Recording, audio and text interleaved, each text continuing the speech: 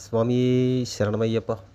നമസ്കാരം എല്ലാ പ്രിയപ്പെട്ട പ്രേക്ഷകർക്കും തൃപ്പാദമഠം യൂട്യൂബ് ചാനലിൻ്റെ പുതിയൊരു വീഡിയോയിലേക്ക് ഹാർദവമായ സ്വാഗതം.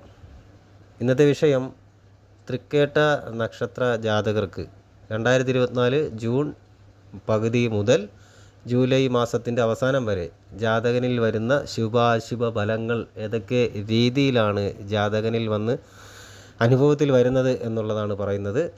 അതിന് മുന്നേ ആദ്യമായിട്ട് ചാനൽ കാണുന്നവർ ചാനൽ സബ്സ്ക്രൈബ് ചെയ്ത് തൊട്ടടുത്തുള്ള ബെൽ ബട്ടൺ ആളെന്നുള്ളത് തിരഞ്ഞെടുക്കുക. കൂടാതെ വീഡിയോ കാണുന്നവർ വീഡിയോ മുഴുവനായും കാണുവാൻ ശ്രമിക്കുക. എന്നാൽ മാത്രമേ ആ വീഡിയോ കൊണ്ട് നിങ്ങൾക്കൊരു ബലം ഉണ്ടാവുകയുള്ളൂ. ഈ മാസത്തിലെ അടുത്ത മാസത്തിലെയും ഗ്രഹ സഞ്ചാരം എന്ന് പറയുന്നത് ആദിത്യൻ ഇടവം മിഥുനം രാശികളിലും രോഹിണി മകയിരം തിരുവാതിര എന്നീ ഞാറ്റുവേലകളിലും സഞ്ചരിക്കുന്ന കാലമാണ്. ഈ ഞാറ്റുവേല എന്ന് പറയുമ്പോൾ മഴക്കാലത്തിൻ്റെ പ്രതീകങ്ങളായ 3 ഞാറ്റുവേലകളാണ്. രോഹിണി തിരുവാതിര എന്നിവ ഭാഗികമായും മകയിരം ഞാറ്റുവേല പൂർണ്ണമായും ജൂൺ മാസത്തിൽ സംഭവിക്കുന്നു, അല്ലെങ്കിൽ ജൂൺ മാസത്തിലൂടെയാണ് കടന്നു പോകുന്നത്. ജൂൺ 1 തന്നെയായിരുന്നു ചന്ദ്രൻ ഉത്രട്ടാതി നക്ഷത്രത്തിലായിരുന്നത്. ജൂൺ 30 രാശിചക്ര ഭ്രമണം ഒരു വട്ടം പൂർത്തിയാക്കി ചന്ദ്രൻ മകയിരം നക്ഷത്രത്തിലേക്ക് പ്രവേശിക്കും.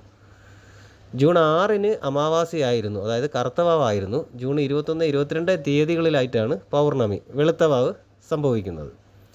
ജൂൺ 1 ചൊവ്വ മീനത്തിൽ നിന്നും മേടത്തിലേക്ക് പ്രവേശിച്ചു കഴിഞ്ഞു. ജൂൺ 18 വരെ അശ്വതി നക്ഷത്രത്തിലായിരുന്നു. തുടർന്ന് ഭരണി നക്ഷത്രത്തിലായിട്ടാണ് ഇപ്പോൾ ചൊവ്വയുടെ സഞ്ചാരം നടക്കുന്നത്. ഇടവൻ രാശിയിൽ തന്നെയാണ് ഇപ്പോൾ ബുധൻ സഞ്ചരിച്ചുകൊണ്ടിരിക്കുന്നത്. അത് ജൂൺ 14 മിഥുനത്തിലേക്ക് സംക്രമിച്ചു കഴിഞ്ഞു. ജൂൺ ആദ്യവാരം മുതൽ ബുധന് ക്രമമൗഢ്യ അവസ്ഥ ഉണ്ടായി. ശുക്രൻ ഇടവം രാശിയിലായിരുന്നു. ജൂൺ 12 മിഥുനത്തിലേക്ക് സംക്രമിച്ചു. ജൂൺ മാസം മുഴുവൻ ശുക്രൻ മൗഢ്യാവസ്ഥയിൽ ആയിരിക്കും. വ്യാഴം ഇടവം രാശിയിൽ കാർത്തിക നക്ഷത്രത്തിൽ സഞ്ചരിക്കുന്നു. വ്യാഴന് മൗഢ്യം ഉണ്ടായിരുന്നു, പക്ഷേ അത് ജൂൺ 4 അവസാനിച്ചു. ശനി കുംഭം രാശിയിൽ സഞ്ചരിക്കുന്നു. അത് പൂരുട്ടാതി നക്ഷത്രത്തിലാണ് സഞ്ചരിച്ചുകൊണ്ടിരിക്കുന്നത്. രാഹു കേതു എന്നിവ മീനം രാശിയിലും കേതു കന്നി രാശിയിലും സഞ്ചരിക്കുന്നു. അതായത് രേവതി നക്ഷത്രത്തിലും അത്തം നക്ഷത്രത്തിലുമായിട്ടാണ് രാഹു കേതുക്കൾ സഞ്ചരിക്കുന്നത്. അതും അപ്രദക്ഷിണ ഗതിയിലാണ് സഞ്ചാരം നടക്കുന്നത്. ഈ രീതിയിലുള്ള ഗ്രഹനിലയുടെ പശ്ചാത്തലത്തിൽ ആണ് ഇന്ന് തൃക്കേട്ട നക്ഷത്രത്തിൻ്റെ ഫലങ്ങൾ അവതരിപ്പിക്കുന്നത്. ഇവിടെ കഴിഞ്ഞു പോയിട്ടുള്ള ജൂൺ മാസത്തിൻ്റെ കഴിഞ്ഞു പോയിട്ടുള്ള കുറച്ച് കാര്യങ്ങളുടെ ഇതിനകത്ത് ഞാൻ ഉൾപ്പെടുത്തിയാണ് പറയുന്നത്. ഈ ജൂൺ 14 വരെ സംഭവിച്ചിരുന്നൊരു കുറച്ച് കാര്യങ്ങൾ ഇതിൽ കൂടെ ഉൾപ്പെടുത്തുന്നുണ്ട്. അത് എന്തെന്ന് വെച്ചാൽ വർഷങ്ങൾക്ക് ശേഷം ജന്മനാട്ടിലേക്ക് തിരിച്ചു വരാനുള്ളൊരു സാഹചര്യം ഉണ്ടായിട്ടുണ്ട് കുറച്ച് ആൾക്കാർക്കെങ്കിലും. ഈ തൃക്കേട്ട നക്ഷത്രക്കാർക്ക് സ്വന്തം വീട്ടിലേക്ക് എത്തിച്ചേരാൻ സാധിച്ചിട്ടുണ്ട്. കൂടാതെ പഴയകാല സുഹൃത്തുക്കളെ കാണുവാനുള്ള അവസരങ്ങൾ ഉണ്ടായിട്ടുണ്ട്. തൊഴിലിൻ്റെ കാര്യങ്ങളിൽ കുറച്ച് ക്രമീകരണങ്ങൾ നടത്തിയ സമയം ആയിരിക്കും. വ്യവസ്ഥകൾ പാലിച്ചുകൊണ്ടുള്ള പുതിയ കരാർ ജോലികൾ ഏറ്റെടുത്ത് ചെയ്യേണ്ട ഒരു സമയവും വിദേശ യാത്രയെക്കുറിച്ച് ആലോചിക്കുന്ന ഒരു സമയവുമായിരുന്നു ജൂൺ 14 വരെ. ജൂൺ 15 മുതൽ വരുന്ന കാര്യം, ജൂൺ 15 മുതൽ ജൂലൈ 15 വരെ സുരക്ഷിതമായ തൊഴിലവസരങ്ങൾ വന്നു ചേരും, ജാതകനിലേക്ക് വന്നു ചേരും. കൂടുതലായിട്ട് ചുമതലകൾ ഏറ്റെടുക്കേണ്ടി വരുന്നൊരു സമയമായിരിക്കും. വ്യാപാരം തുടങ്ങുവാനുള്ള തീരുമാനം വേണ്ടെന്ന് വയ്ക്കും. വ്യാപാരം ബിസിനസ് പരമായിട്ടുള്ള കാര്യങ്ങളൊക്കെ തുടങ്ങാനുള്ള തീരുമാനം വേണ്ടെന്ന് വയ്ക്കും. കുടുംബത്തിൽ ഇനി സ്വസ്ഥത, സമാധാനം എന്നിവ ഉണ്ടാകും.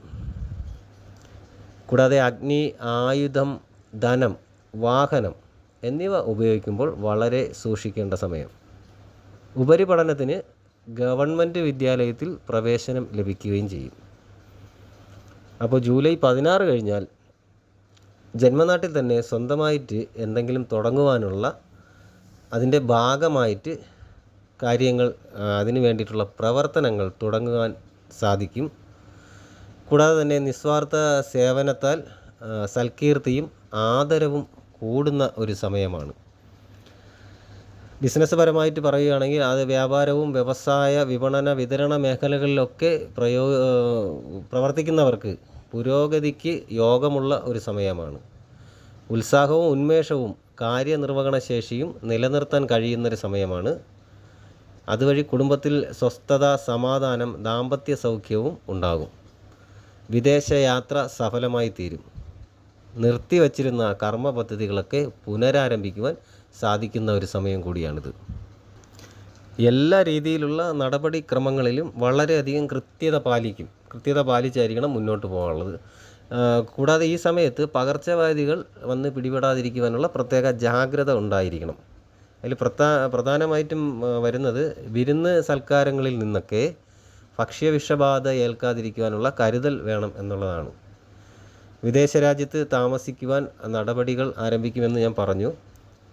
ആ കാര്യങ്ങളിൽ കുറച്ച് കുറച്ച് നല്ല രീതിയിൽ അല്ലെങ്കിൽ അതിനു വേണ്ടിയിട്ട് കഠിനമായിട്ട് പരിശ്രമിക്കും എന്നുള്ളതാണ് പറയുന്നത്.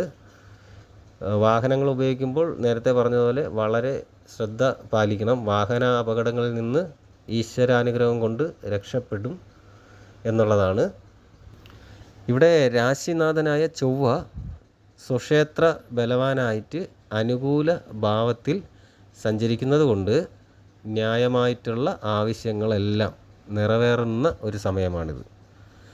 ശത്രുക്കളുടെ ഈ പറയുന്നത് ജൂലൈ മാസത്തിലെയാണ്. ജൂലൈ മാസത്തിൽ കാര്യങ്ങളാണ് ഈ പറയുന്നത്. ഇപ്പോൾ ന്യായമായ ആവശ്യങ്ങളൊക്കെ നിറവേറും എന്നുള്ളതാണ്. ശത്രുക്കളുടെ പ്രവർത്തനങ്ങളെ നല്ല രീതിയിൽ പ്രതിരോധിക്കാനാവും. ശത്രു സ്ഥാനത്ത് നിൽക്കുന്നവർക്കൊക്കെ നാശം സംഭവിക്കുന്നൊരു സമയം.